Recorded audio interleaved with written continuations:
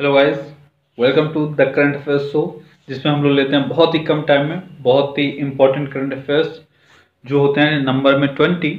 और आज है डेट आपका 4 मार्च 2019। चलिए देखते हैं क्या क्या है आज आपका ये इंपॉर्टेंट करंट अफेयर्स।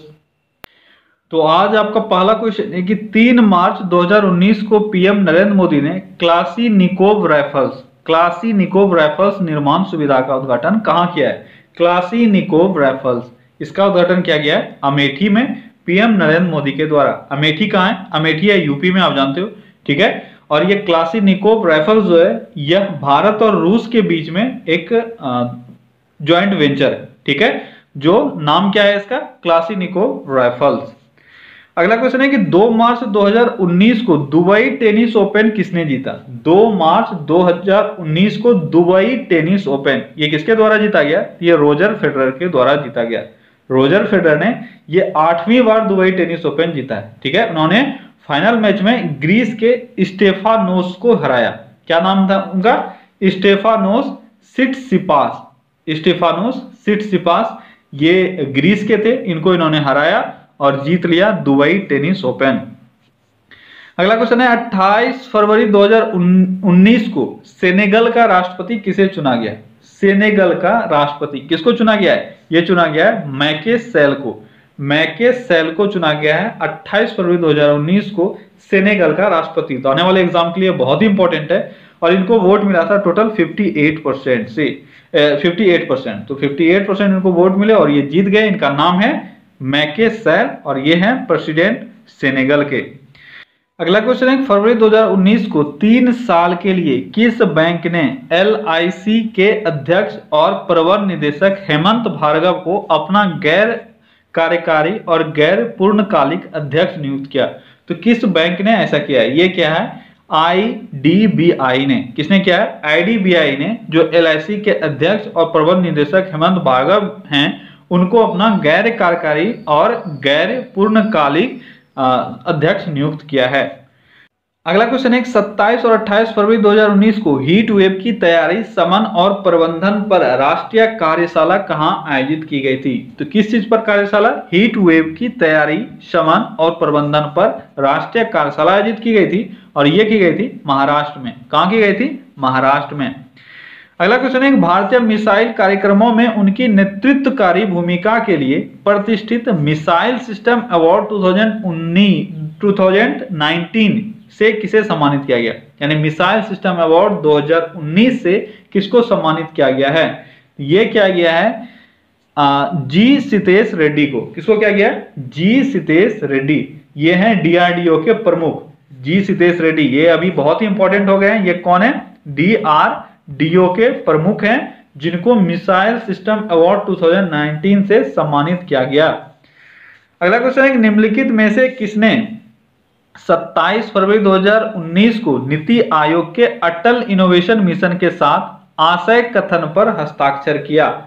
आशय कथन पर हस्ताक्षर किया गया है किसके द्वारा और किस चीज के साथ? तो नीति आयोग के अटल इनोवेशन मिशन के साथ। ये है एडोब, ठीक है। एडोब कंपनी ने नीति आयोग के अटल इनोवेशन मिशन के साथ एक समझौता पर हस्ताक्षर किया है, ठीक है। और एक अभी आपने एक नाम सुना होगा अटल टिंकरिंग लैब्स, ठीक है। अटल टिंकरिंग लैब्स, ये आपने नाम कहीं ना कहीं सुना होगा करंट अफेयर्स में, अटल टिंकरिंग लैब्स, ठीक है। तो अटल टिंकरिंग लैब्स में ही एडोब जो है वो अपना डिजिटल दिशा कार्यक्रम निर्देशित करेगा। अगला क्वेश्चन है कि निम्नलिखित कथनों में से सत्य कथन कौन सा है, ये आपको बताना है। तो पहला आपका स्टेटमेंट है राइस नॉलेज बैंक असम नामक एक कृषि वेब पोर्टल 28 फरवरी 2019 को शुरू किया गया। यह स्टेटमेंट सही है। आपको याद रखना है कि राइस नॉलेज बैंक असम इस पोर्टल का शुरुआत किया गया 28 फरवरी 2019 को।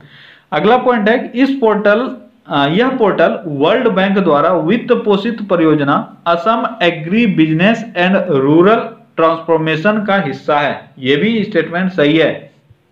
तो राइस नॉलेज बैंक असम यह एपार्ट का हिस्सा है और एपार्ट का फुल फॉर्म क्या है? Assam agri business and rural transformation, ठीक है।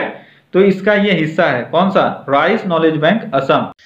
अगला स्टेटमेंट है कि पोर्टल चावल उत्पादन तकनीक और प्रौद्योगिकियों, सर्वोत्तम उत्पादन प्रथाओं और राज्य कृषि तथ्यों पर ज्ञान बढ़ाने हेतु समर्पित है। ये स्टेटमेंट भी सही है, तो आपका सही आंसर होगा उपर्युक्त सभी।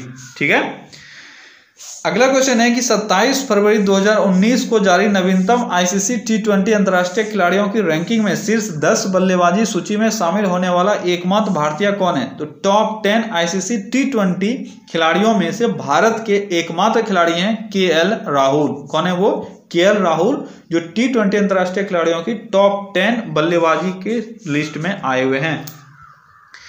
अगला क्वेश्चन है 27 फरवरी 2019 को भारतीय सांकेतिक भाषा के शब्दकोश का दूसरा संस्करण लॉन्च किया गया। ये मैंने आपको पहले भी बताया था। उसमें टोटल 6000 भाषा है, ये 6000 शब्दों को जोड़ा गया, ये भी मैंने आपको बताया था। अभी आपको ये बताना है कि वह लॉन्च जो किया गया वो कहाँ किया गया। तो वह लॉन्च किया गया था नई दिल्ली में। कहाँ किया गया, नई दिल्ली में। अगला क्वेश्चन है कि भारत ने किस देश के साथ 3 दिवसीय मैनामती मैत्री अभ्यास 2019 मैनामती मैत्री अभ्यास 2019 प्रारंभ किया। तो यह है बांग्लादेश।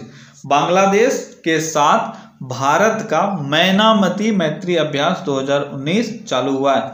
तो यह है BSF और BGB, ये 2 टर्म आप याद रखना। BSF जो है आपका भारतीय बॉर्डर सिक्योरिटी फोर्स, और दूसरा है बॉर्डर गार्ड्स बांग्लादेश, जिसको हम लोग बांग्लादेशी का बोलते हैं। BGB बॉर्डर गार्ड्स बांग्लादेश, इनके बीच में त्रिपुरा बांग्लादेश बॉर्डर पर 3 दिवसीय मैनामती अभ्यास 2019 चालू हो गया है। कहाँ हो रहा है ये, त्रिपुरा बांग्लादेश बॉर्डर पर। ठीक है, और यह 28 फरवरी को संपन्न हुआ। ठीक है, अगला क्वेश्चन है कि हाल ही में किस रक्षा उपकरण निर्माता कंपनी ने एरो इंडिया 2019 में F-21 लड़ाकू विमान के संशोधित रूप को पेश किया है। तो कौन सी वह निर्माता कंपनी है जिसने एरो इंडिया 2019 में F-21 लड़ाकू विमान के संशोधित रूप को पेश किया है। तो उसका नाम है लॉकहीड मार्टिन। तो लॉकहीड मार्टिन ने F-21 लड़ाकू विमान का संशोधित रूप पेश किया है। अगला क्वेश्चन है राष्ट्रपति रामनाथ कोविंद ने हाल ही में किस स्थान पर स्थित हिंदी प्रचार सभा में महात्मा गांधी की प्रतिमा का अनावरण किया।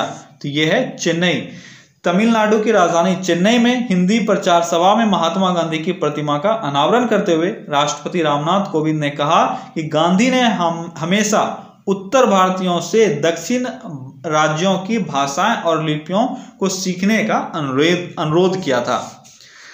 अगला क्वेश्चन है किस नवरत्न कंपनी द्वारा देश में बनाया गया एटमॉस्फेरिक वाटर जनरेटर वायुमंडल की नमी से पानी बना सकता है। बहुत ही इंपॉर्टेंट क्वेश्चन आने वाले किसी भी एग्जाम के लिए। तो यह है किस नवरत्न कंपनी के द्वारा बनाया गया, ये आपको बताना है। और कैसा मशीन है ये है एटमॉस्फेरिक वाटर जनरेटर। ठीक है, एटमॉस्फेरिक वाटर जनरेटर ये बनाया गया बेल के द्वारा। किसके द्वारा बनाया गया है, बेल के द्वारा।